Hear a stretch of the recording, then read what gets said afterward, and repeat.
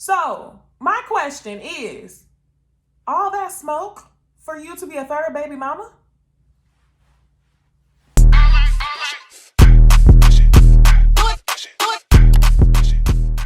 Hey y'all, it's Necey Dixon. Welcome back to my YouTube channel. If you are new here, welcome. If you are returning, y'all, welcome back. Y'all, we are in a new setup. I don't have my glass to clack. But today was one of them days where I was like, you know what? I don't feel like leaving my room.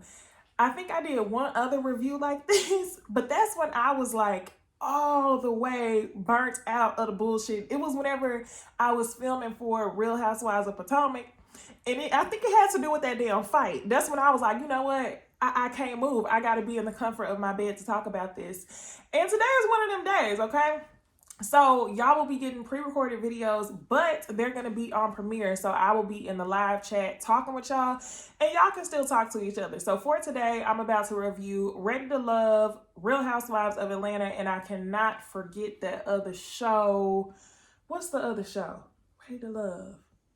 Love and Marriage Huntsville. Y'all, oh my gosh. That's probably the show where I feel like there's going to be a divide. I also really miss editing videos. So today I'm about to edit. Y'all might get the old intro. But tell me if y'all like the format, and this might be something for me to upkeep, okay? But without further ado, let's go ahead and get into the review. Okay, y'all, I must say, I'm also very excited because I know the quality will be better. Okay, I know the quality will be better, and this is where I can tell y'all to go ahead and watch it in HD, okay? Unless you're early and it's still processing. Go ahead and watch it in HD so y'all can see me clearly. Y'all won't be getting none of that StreamYard. You know what I mean? Because I definitely be on StreamYard frozen like, and it be catching all the bad, screen grabs. But let's get into Ready to Love, y'all. It was part 2 of the reunion, and y'all already know it most definitely did not need 2 parts to the reunion. A lot of it in part 2, y'all already know what we here for. A lot of y'all saw my tweet on Twitter. Shout out to y'all who are already following me on Twitter, subscribing, all that good stuff. But I watched Ready to Love on Friday, and I just felt compelled to, respectfully light Joy up, okay? Respectfully. By telling facts, okay? Not even coming in and being a mean girl, but just by telling facts, I feel like we're going to be able to light Joy up in her nasty behavior. I think we figured out why she's friends with Carmen, but we'll get into that towards the end of the review. So let's start off with what the episode started with, okay? It was a continuation from the plot. It was a scheme that Carmen had set up, okay? So Tommy is talking to the women, Precious, Sabrina, Laverne, Carmen, and Ace is sitting there on mute. I told y'all last week I was so irritated because I'm like, Ace, weren't you the one who went to Laverne and told him what the lady said? So go ahead and offer up some clarity as to what you said. Why are we sitting here allowing these people to talk, further orchestrate confusion or play a game of telephone, as we said last Thursday on Ooh Ladies First panel, and you just sitting there on mute? Ace, speak up, okay? So, y'all, okay, apologies in advance. So we go ahead and add this in here, okay? Really shouldn't have to apologize for it, but this is usually the type of stuff that I used to edit out, and today I'm not going to edit it out, but my allergies are on one. I was rubbing my eyes so hard yesterday that I actually scratched my eyelid. So yeah. But anyway, we gonna get back into it. So, Ace, you're not saying not a thing. Like, what's going on? So Carmen says that she never called Sabrina on the phone to figure out if they could basically ruin the alliance. Carmen wanted Sabrina and Precious and Tina to get in alliance with her to send Laverne home because, it was some other plotting stuff going on. Sabrina claims that she told Carmen, Laverne has been on my bottom anyway, so there's no reason for me to conspire to send him home. Absolutely believe it.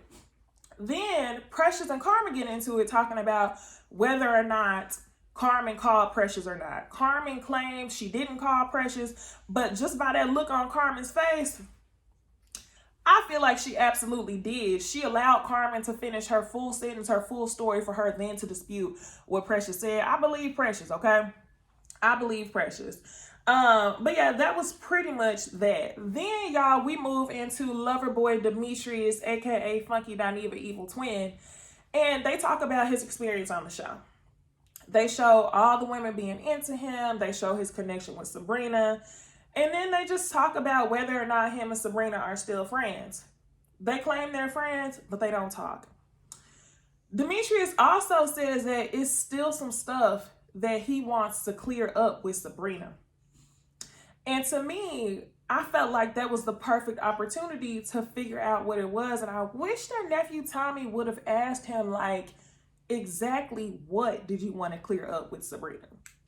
So we figured out this reunion that the reason why it was a rift in their relationship, or last reunion, the reason why it was a rift in Demetrius and Sabrina relationship is because messy ass Donovan, his mama's son, messy ass Donovan told Demetrius that they kissed. Demetrius felt away and was in his feelings because he had to find out through Donovan 2 weeks after the situation happened. Now, y'all, what I feel like is there's obviously more things that happen between Demetrius and Sabrina that we don't know about, that neither one of them are going to speak about. But what the people on social media are saying is that Demetrius has a new girl anyway. And low-key, I don't think that they were made to be together anyway. Sabrina was just smitten by him because he was a mystery man. Like she said Demetrius has something about his personality where he says, like, I ain't gonna press you, I'm gonna wait for you, or something along those lines. Sabrina enjoyed the chase with Demetrius. I'm not mad at her for it. A lot of y'all want me to be mad at Sabrina, but I'm not mad at Sabrina. Okay, so now y'all, let's get into P.O./Paul. And then this is kind of where Precious starts to turn up. Those are the two biggest things that I feel like we're gonna talk about this review. We're gonna talk about Precious and we're gonna talk about Joy. Somebody cue the clown mask. All right, so now we get into this quick little segment about Paul. And this is what I love about the edited videos, y'all. I'm not going to talk too long about the issue that we really don't care about, like Paul, okay? So Paul, they show his journey. Y'all know he dated Precious, who was in love with that man. I've never felt anything. Hold on. Let me get my Precious voice right. I've never felt anything like this in my entire life. I mean, I've just never felt it before. Man. Precious and her bang, okay? Precious and her bang were loving Paul. But Paul didn't give her that same energy back.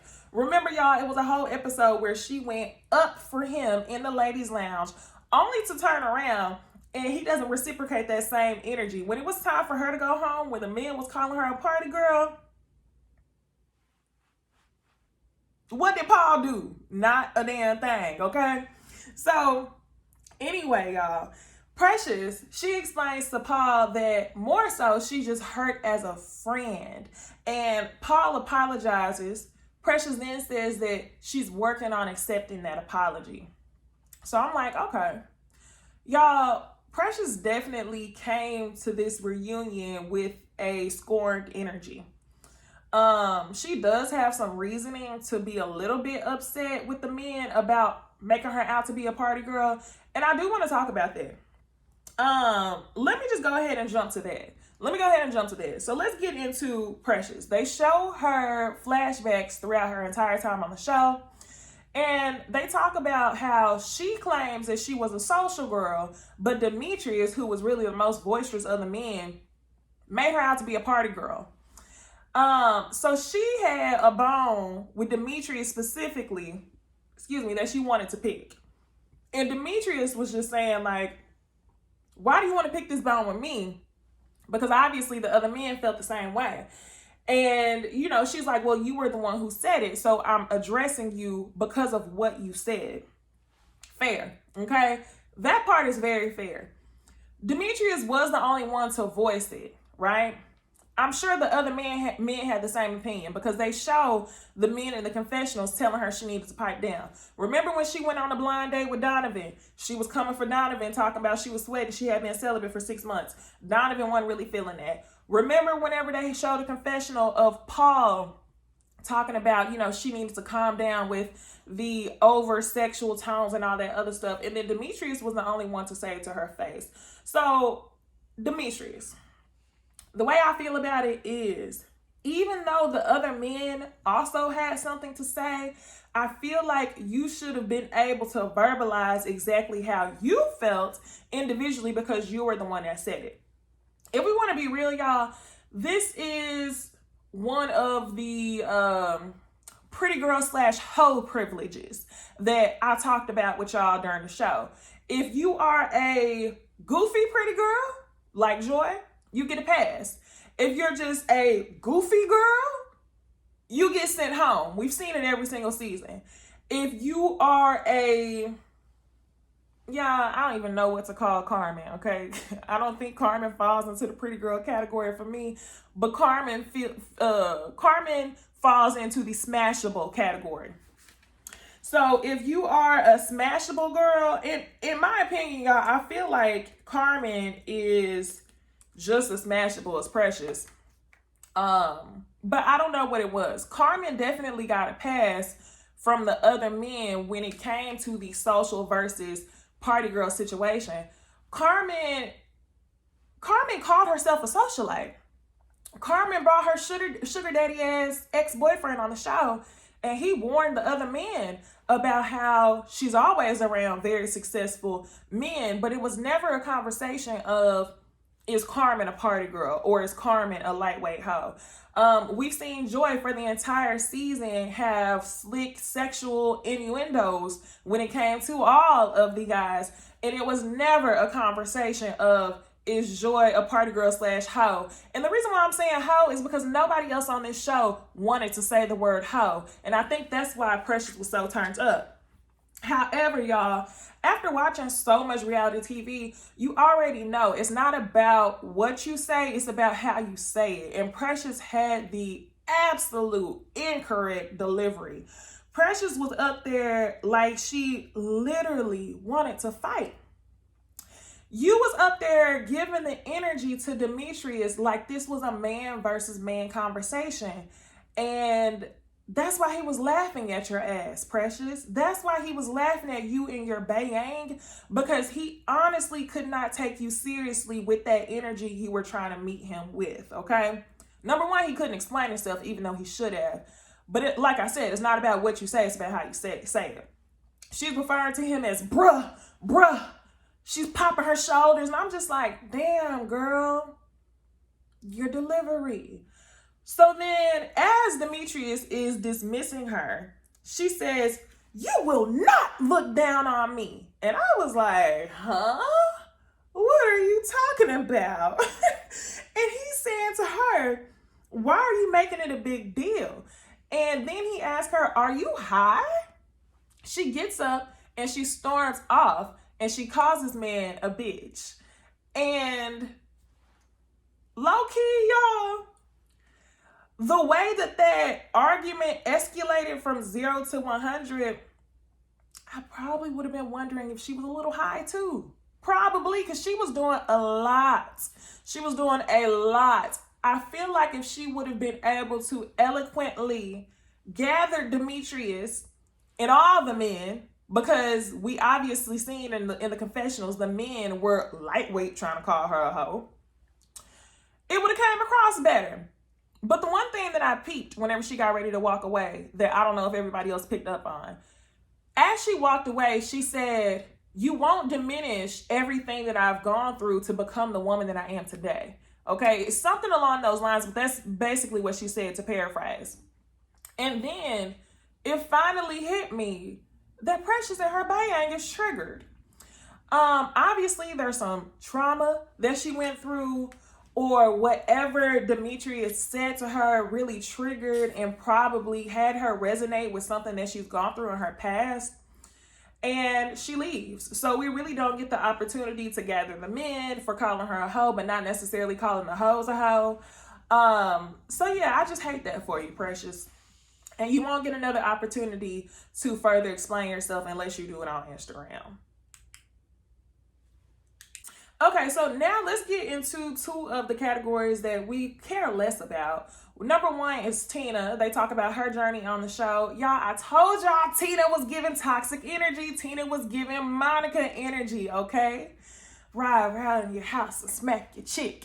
Just to show you Monica not having it. That is what Tina was giving me every single time. She was giving that smoke with Tommy. She was giving the smoke with the men, and her ex came on the show and basically said that she will ghost in a second and that she very much was toxic. So they talk about her ghosting, right? And Tommy says, well, do you want to talk about how you ghosted everyone? You even ghosted me. Then she gets slick. She says, Tommy, do you want an apology? And Tommy says, well, you started this journey. I just think you should see it all the way through. Tina says, I don't regret it. I did what I had to do for me. Girl, you knew the premise of the damn show. You knew you was going to come on this show, date men until you got sent home. I think you came on the show. It wasn't the way you wanted it to be. So you decided to ghost. Or it was something else going on at home. She said it was a balance of being a mom and being on the show. Maybe that was the case. Because she definitely would have left with Donovan. I think she would have left with Donovan. And I do believe Sabrina, whenever she said Donovan was just trying to get in where he fit in, because he was not pressed on Carmen like that until Tina gave up on him. So anyway, she doesn't apologize to Tommy. Tommy then knows that she's missing some marbles. So then he just wishes her well and says, I hope you find love. So the other thing we're going to talk about with Tina is her connection on the show. One of the things I wanted to call out more importantly was the way that Donovan sat there. And as soon as Tommy called on Donovan to speak on his connection with Tina, he says, I don't have nothing to add to that conversation. And can we stop doing this? Men, Clifton, Donovan, y'all get on the show. And for an entire film season, we're watching you talk in confessionals. We're watching you make connections. And then whenever you finally choose to walk away with somebody, y'all come to the reunion together and y'all want to act like none of that shit ever happened. We saw you on the show where Tina was your lead pick and Carmen didn't win until the cabin win. So I'm like, why are you doing that, Donovan? Speak on it, okay? So let's stop doing that. Now, outside of that, Tina also wants to turn up with Paul. Y'all tell me what y'all think. Go ahead, light up the chat box right now, because this is a premiere. You can comment live or comment below if you watch this on playback. But Tina comes for Paul. She says, Paul is a liar. Paul wanted me to self-eliminate so we could be together since day one. Now, while I do believe Paul probably does some sneaky stuff behind the scene, I just want to know why. Tina, what would be the benefit of Paul asking you to self-eliminate so y'all could be together when Paul made it to the end? Paul made it to the end. Y'all could have been together on the show had you prioritized your connection with Paul. So I'm not understanding. So before Paul can ask her to make it make sense, she then says, well, your friend revealed the real reason why you were on the show, and that was to sell your book. Okay, I guess he might be selling a book, but y'all, it's 2022. We've been watching reality TV for about 20 damn years. Majority of the people on the show come on, especially on these own network shows, with something to promote. You'd be a damn fool if you came on the show and didn't want to promote. What I think, y'all, honestly, I think I think Tina wanted somebody to be on some bullshit so she didn't have to talk about her bullshit. So no apology for Tommy and all the smoke for Paul. All right, they also show flashbacks of Wiley. Yada, yada, yada, yada. He's still talking to Tiffany. I'm going to leave it at that. Finally, let's get into the embarrassment of it all. Embarrassing in my Jamie That's Me voice, okay? Embarrassing. I cannot. So, y'all, they show the flashbacks of Dakia and her journey on the show. But they definitely emphasize Dakia's journey with Clifton. And they show some never before seen footage. They show dates with Clifton, where Clifton is flirting with Dakia. They show where Dakia says to Clifton, I mean, is your connection with Joy like the only one you're focused on? And that's whenever Clifton told Dakia that it's fair game, right? So after they show all the footage, they show them going to the cabin wearing onesies. They finally show Clifton, barely drawing the line with Dakia and telling him what his connection is with Joy. And then Dakia's crying at the cabin. Once they finish showing all the flashbacks, Joy and her big ass mouth are obnoxiously laughing at the fact that Dakia was crying. And then she says, I'm sorry, that was just a good edit. And as soon as I saw that, I was like, here we go. This is what we gonna do. Joy is about to give us her entire ass. Okay, let's get strapped up. So Clifton speaks on the journey of Clifton and Dakia. He says that he feels like she wasn't deserved an explanation because everyone already knew it was Clifton and Joy. Okay, that's weak as hell. That's weak as hell. And it's so comical to me that you and Joy both are standing by the bullshit. You were on a dating show to date multiple people. You explained to her that it was fair game for her to still be, pursuing this, Clifton.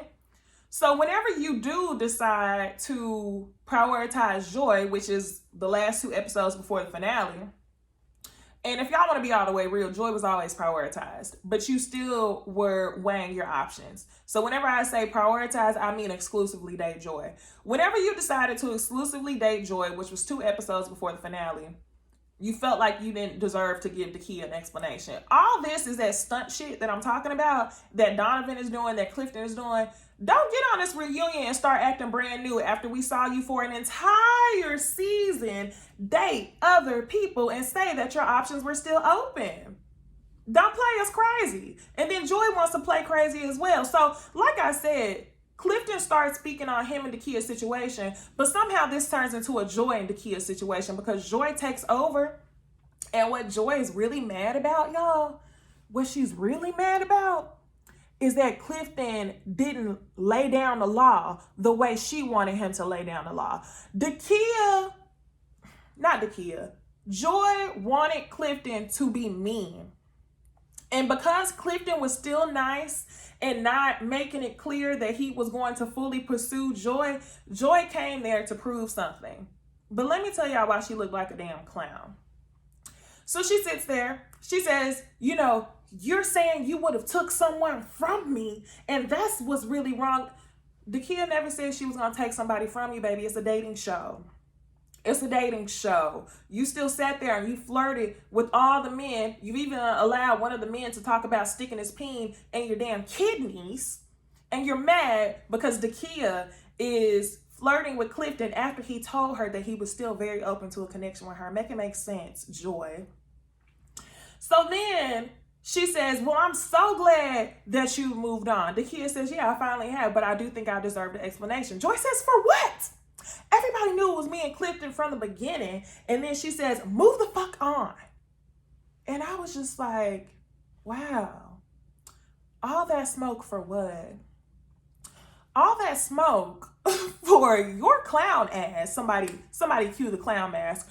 All that smoke for your clown-like ass to sit there and tell us, number one, you're thinking about having a March baby with Clifton. Y'all, let's not forget, Clifton has been married twice already. His youngest child is 2 or 3 years old, so I'm sure he hasn't even figured out that co-parenting situation yet. Okay. He hasn't even figured out that co-parenting situation yet, I'm sure. So number one, you're talking about having a baby with this man. Number two, you stopped traveling for work, which I'm sure was good money for you, which is why you were leaving 6 months out of the year. So number two, you're quitting / taking a pause on your job to have a baby by this man. Number three, Clifton takes a ring box out. And he wants to surprise Joy. And he says, I got something for you. You know, everybody thought it was a ring, right? Do you know this man pulled out not a ring, hold on. This man pulled out a key to his place of living so they could shack up. So my question is, all that smoke for you to be a third baby mama? All that smoke for you to be a third baby mama? I'm laughing at your clown ass, Joy, because that was absolutely unnecessary for you to go off on the Kia the way you went off on the Kia. The Kia has a whole boyfriend now. You won. You won, girl. And now they on social media with these matching king and queen tattoos. I guess that's all the level of commitment you need is these matching ass tattoos, because where's the ring? And when you get it, Joy, I'll be very happy for you, because maybe that might have been worth it if that's what you're looking for. But all that smoke for this man to ask you to come split bills. Well, y'all, that's all I have for Ready to Love reunion. Y'all stay tuned, because I will be reviewing Love and Marriage Huntsville and Real Housewives of Atlanta. If y'all really enjoyed this pre-recorded video, let me know in the comments. I hope y'all had a good time in the live chat. Catch me on the other two videos dropping right after this one, and I will see y'all in the next video. Bye.